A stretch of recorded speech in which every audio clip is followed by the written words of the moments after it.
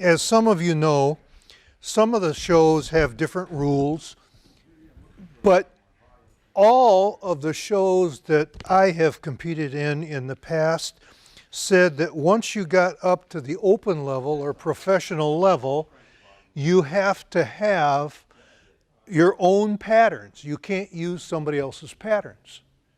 So it became a necessity to learn how to make patterns many years ago for me. I'm going to show you the pictures of some of the, there's a lot of different pattern makers, these are typical patterns that are all made by different people, and some are better than others.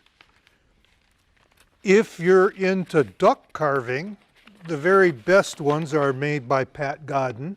Let's say you have an object that you want to make a pattern of. Now it might be a plastic kid's toy of a model horse that you think, boy, that's neat. I like that pose, I like that. Or it might be a big old plastic bear, or it might be this, or it might be that. Or it might be a taxidermy mount of a beautiful drake bufflehead. Okay? How do you make a pattern from that?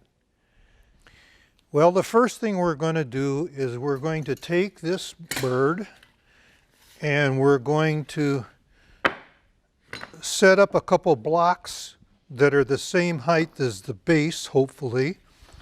And then we're going to set up a board underneath here that just slips in so that I've got it on a flat table that I can put some paper on. All right? Now, when I left home tonight, I conveniently, like a dummy, forgot my masking tape and my paper. So I had to get some smaller paper here, but it'll work. I'm carving just a little thing here so I can slip it underneath here on my board. And hopefully it covers most of it. It didn't get the tail. Maybe if I swing it around, maybe I got a different length on that one. Or I can add another piece of paper if I had my tape, but I didn't. That was what, no, that'll work. All right. Now once you get to that point, what we're trying to do with a pattern, the first thing we do is when you get a pattern, you take a rectangular block of wood and you're going to put a profile of the side and a profile of the top, and then you cut that out with a bandsaw. And you end up getting something that's like this. You know, here would be your profile of the side, and here would be your profile of your top. And once you get that, well, that removes a lot of the sawdust that you don't have to waste a lot of time from, right? And that's the true with anything you carve. You want a two-sided view sawn out with a bandsaw. So we're going to try to make that two-sided thing. And what we do is we take a square, and you can use, I use this little combination square an awful lot, all right? Or you can take this, any kind of little square that sits up like that, and then you just move it up to a part, and you touch the edge of your bird, and you reach down and you put a little dot on the paper. And you bring it around here, and you put another little dot. And you bring it around here, and you put another little dot. And you bring it over here, and you put a, you get the idea? You just go around, and you let the square take the dot right straight down. And now some of you may think you're skilled enough to stand up like this and draw that. And you may be, but I don't do it that way. I try to use the square and make all my little dots all the way around. And then when I get them all done, I can take and just connect the line, connect the dots. You know, as kids, we used to have those connect dots booklets, and that gives you your profile from this side. Okay? Now, how do you get it from the other side? It's essentially the same thing, only you have to be smart enough to figure out how to mount it. So I made this little 90-degree angle, and I take this and I put it over here, and I try to use a piece of scrap wood so that I don't put a mar on the base of my thing, and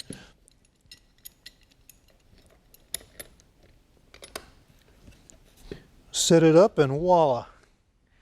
Now you're ready to get your side view, and you put another piece of paper under it,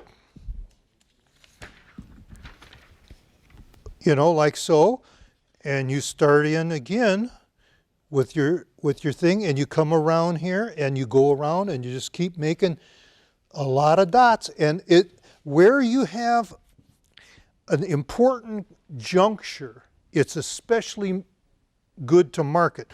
Like, for instance, if this is the junction right here where it leaves the back contour and starts up at the head, I might put a dot with a little arrow or something of that nature, and then I'll go around to the other side, or when I get around here to the side, I may have to make a mark that approximates the position of where the leg goes into the body, because you can't see that from the outside, but yet I'll want to know that. So I'll come in here and I'll set it up like that, and then I'll take a ruler and I'll say, okay, it comes out of the body about, well, just about 1 inch above where that dot is. So I'll put a dot down here, and then I'll put a little note on there, 1 inch in for the leg. And I know where the leg comes out. And if you keep doing these things, it helps. And then you can also, when you get around here, you can start, and let's say I was taking this point here, and I come in and I say, okay, at an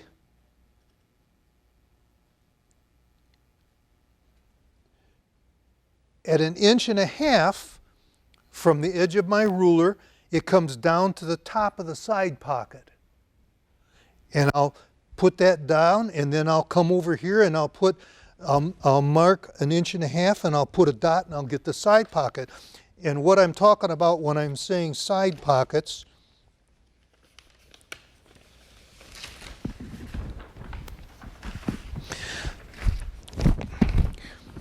these feathers here are the side pocket. Now the bird can take and move all those side pocket feathers out where you can actually see its skin, or a little down underneath there on its skin, and it can fold up its wing and it shoves it down in that side pocket and then collapses that side pocket feathers back over the top of that wing to help keep it waterproof. Because the only feathers that make a bird fly are the primary feathers at the end of the wings. There's 10 on each wing, and that's the only ones that they need to be able to fly. They need their tail to be able to change direction, but all the other feathers are just kind of like body hair. They're just a little covering. They don't really do a whole lot. So anyway, I want that side pocket is very important to get on your pattern. This one isn't over. This one is a Pat Godden, and you can see the edge of it coming like this.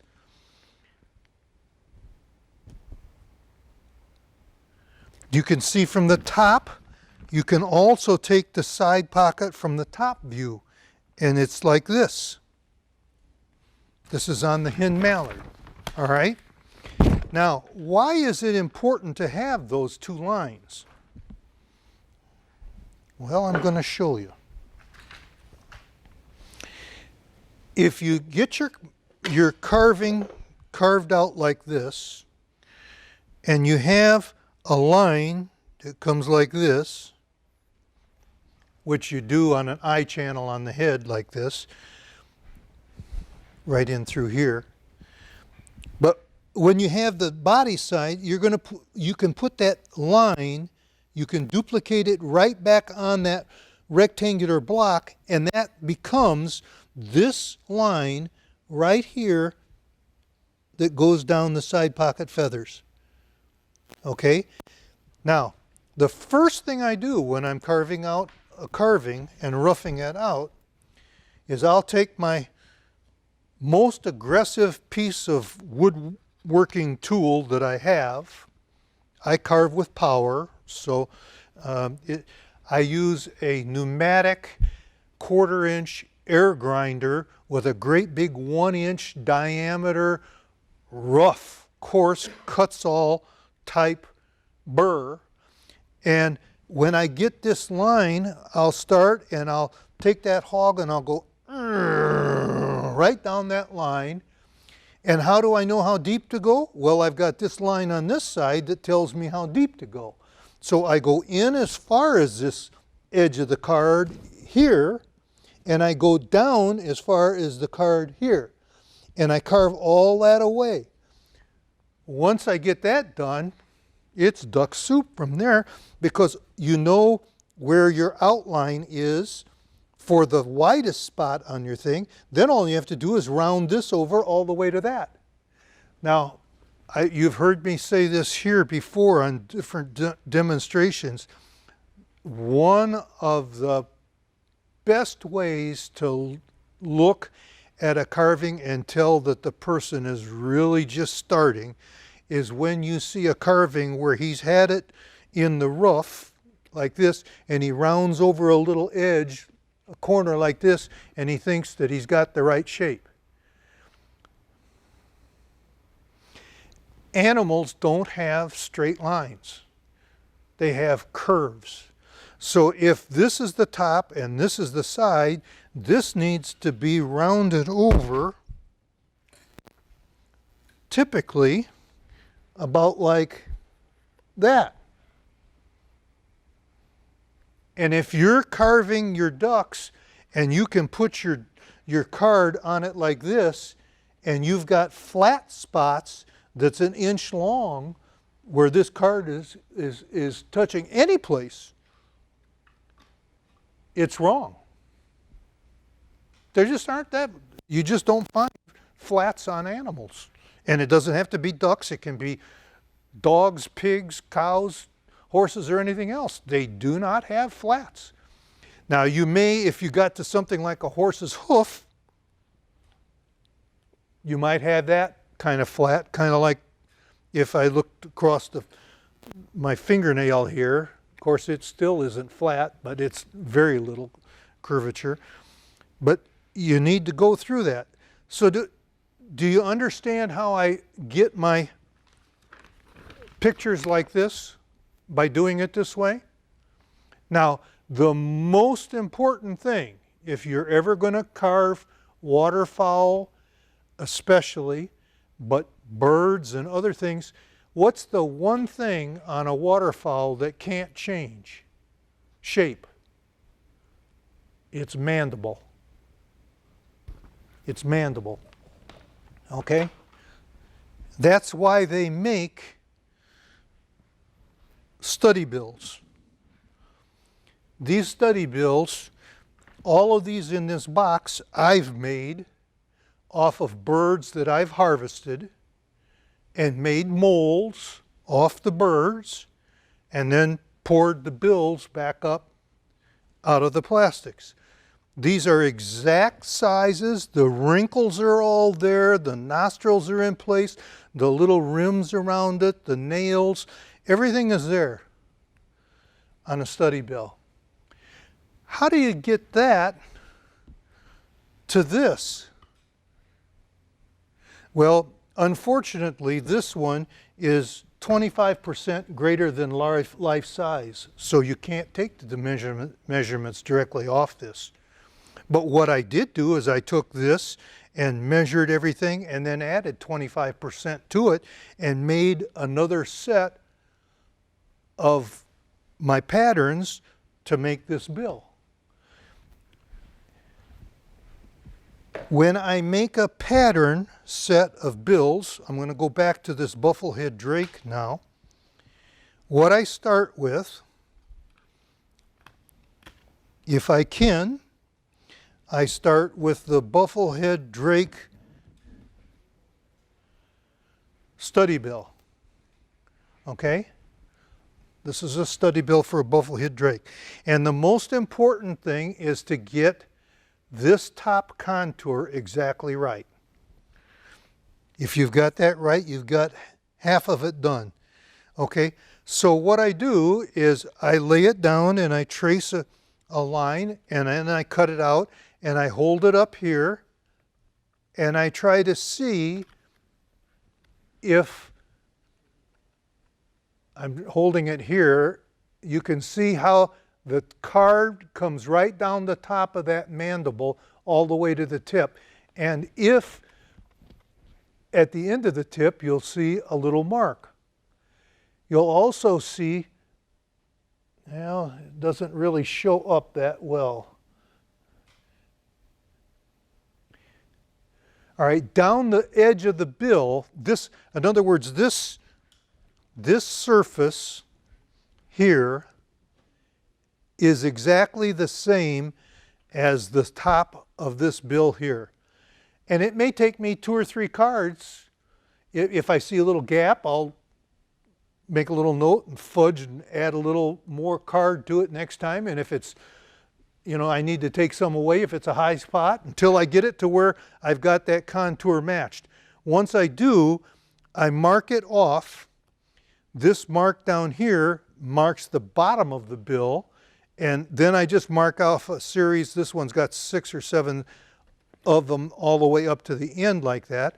And then I end up making different profiles of those different marks. In other words, here's the first mark right here at the end of the pencil. And number 1 is this angle right here. And when we put it on there, sure enough, it covers that bill, and the edge of the cards is cut away so that it goes down as low as the bill. So it tells me the curvature and how deep the bill is, or how tall it is. Okay? Then when you go to number 2, you have to find number 2, and there's number 2, and it goes in there. Then you go to number 3, and that one is here. And you can see as you keep moving all the way up, you can get that outside shape of that bill just exactly right.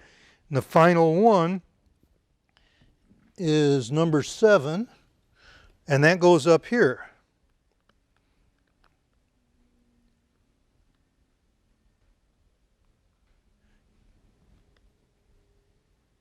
Okay. Now, on a bird, on a duck, waterfowl, there's this little V in the bill, and I've stopped right here. Then I measure this distance here, put those 2 marks on, and carve back into that point, and then bring this down to this. And what is interesting, a lot of people, when they're carving ducks, they've asked me, where does the eye go? Or can you help me place the eye? I want to show you something that's very unusual, but it's true.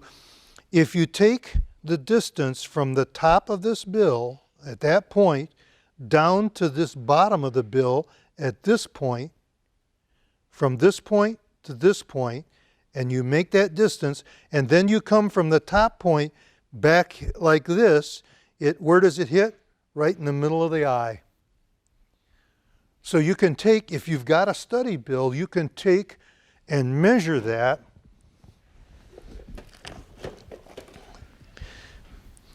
From this point to this point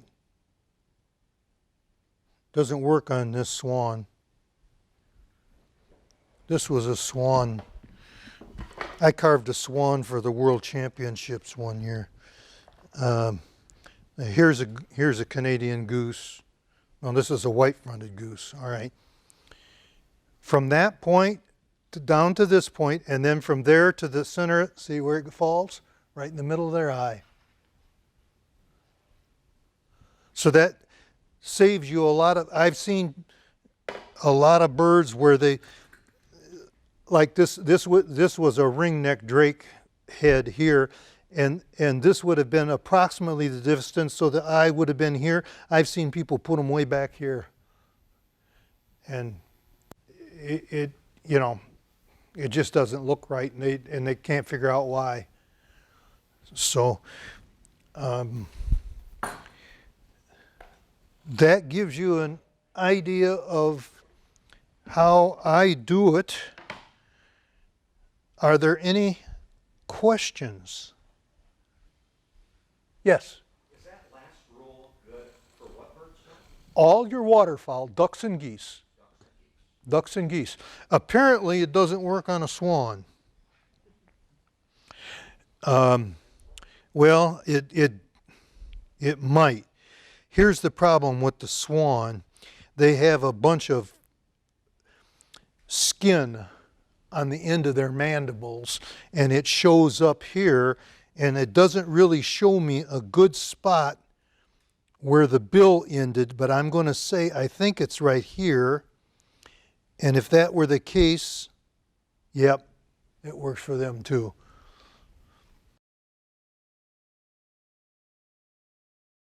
When we were at the sports show this year up in the taxidermy area, one of their main members had mounted a snowy owl, a female snowy owl. And I just saw that and just almost melted. It was so gorgeous. And I have a few pictures, courtesy of Pat, of the owl that he took when it was in my basement, because I negotiated with this taxidermist to rent his mounted bird for 3 weeks. It was in my basement. And what did I do during the 3 weeks?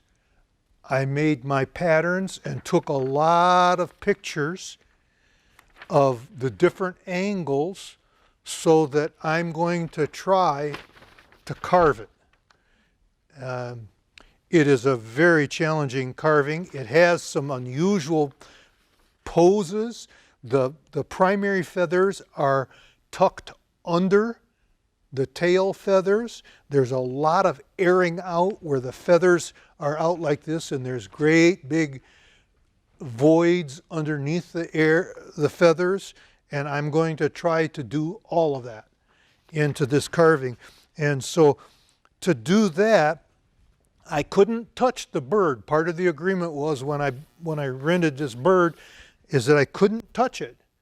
So it was on its stand in my trophy room on a card table, and I made a pair of wooden calipers that would reach 30 inches. Just a couple of great big things like this with a wing nut and a screw, and I would go up and I'd close it down to get how tall it was. And if you see on the patterns, I drew a line here and I drew a line here, and I says, okay, that's how high it has to be. And then I said, from this pose, this is how wide it has to be. And then I would start in and I would say, okay, at this point, it's this wide, and I'd mark in. And then you see how I've got these feathers, and you can see the rows of the feathers that I've sketched in there. And that was the, if you will, the frontal view. And this was the left-hand view, and it showed the tail. Its head was turned 90 degrees from its body. The back, this is actually a back view with the head going to the left. And this is where the tail feathers are, and the wing feathers are underneath it, behind here. And you see these numbers and the arrows? What I did there was in order to make sure that I have just exactly the right positioning. I've got different pieces like this that I've, through trial and error, I would sketch and then put it up and get it and say, no, that's too flat, I need to cut a little more out. And I'd get a number here, and then I've got places on here, and this is the arc of the tail. That's how much the tail was curved. So that I can put that right over my carving like that and carve down to this, and I know where my tail was. And this one was on a different pattern than this one. And the second one was right here from this part to this part. But I marked all of those, and then I kept making patterns all the way around.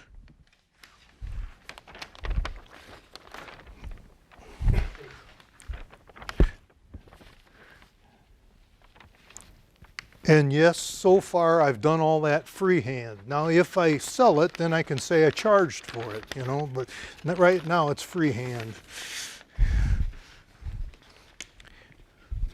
I did a small owl based on some patterns that Mike lent me, and I had it at the show this last spring, and I sold it. So owls are a little different for me. You can't legally possess a mount the way this taxidermist did it.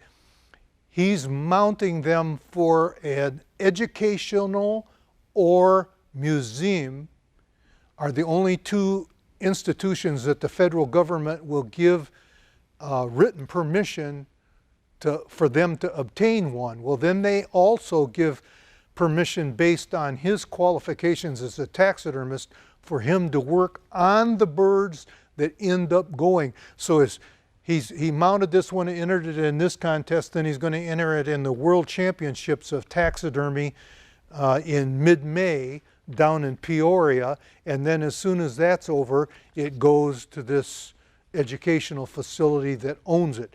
And it was originally obtained from, it was a roadkill up north, and some state cop got it and picked it up, and then he contacted the feds wanting to know what to do with it, because they tell them what to do with it, and they said, well, you know, it goes to this educational facility, and this educational facility got with a taxidermist that was on the approved list of taxidermy. Big bunch of stuff, you know. Well, now that I've got my patterns, I don't need any of that, hopefully. He's also, incidentally, right now, he's working on a golden eagle, mounting it, and it's the same type of federally regulated paperwork and stuff through the whole thing.